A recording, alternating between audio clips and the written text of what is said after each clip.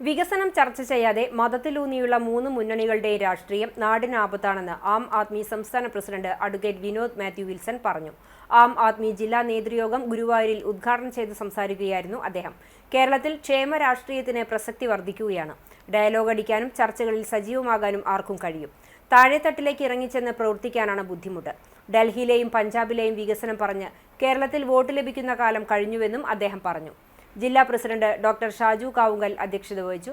ജില്ലാ secretary doctor CS Unnikrishnan, ജില്ലാ joint secretary Poly Francis, Guruvayur മണ്ഡലം പ്രസിഡന്റ് സതീഷ് വിജയൻ, സിന്ധു സന്തോഷ്, ജിതിൻ സദാനന്ദൻ, റാണി ആന്റോ തുടങ്ങിയവർ സംസാരിച്ചു.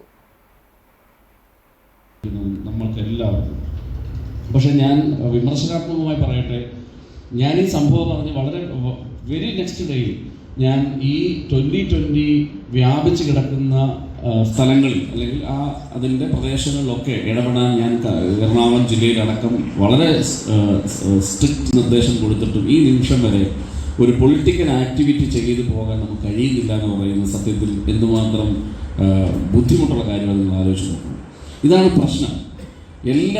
എല്ലാവരും ഡയലോഗ് അടിയും ചർച്ചകളും നടത്തും, പക്ഷേ താഴോട്ട് ഇറങ്ങിച്ചെന്ന് ഒരു ആക്ടിവിറ്റി ഫോം ചെയ്യാൻ പോലും നമുക്ക് കഴിയുന്നില്ല. അങ്ങനെയെങ്കിൽ നമ്മൾ എങ്ങനെ രാഷ്ട്രീയ പ്രവർത്തനം നടത്തും എന്ന് എനിക്കറിയില്ല. ഡൽഹിയിലും പഞ്ചാബിലെയും വികസനം പറഞ്ഞ് കേരളത്തിൽ വോട്ട് കിട്ടത്തില്ല, കാലം കഴിഞ്ഞു. ഡൽഹിയിലും പഞ്ചാബിലും നാഷണൽ കമ്മിറ്റിയോട് സംസാരിക്കുമ്പോൾ അവർ പറയുന്നതാണ് ഫണ്ട്. നമ്മളിപ്പോൾ ഫണ്ട് ചോദിക്കുന്നില്ല, കാരണം അവർ പറഞ്ഞു ഫണ്ടില്ല.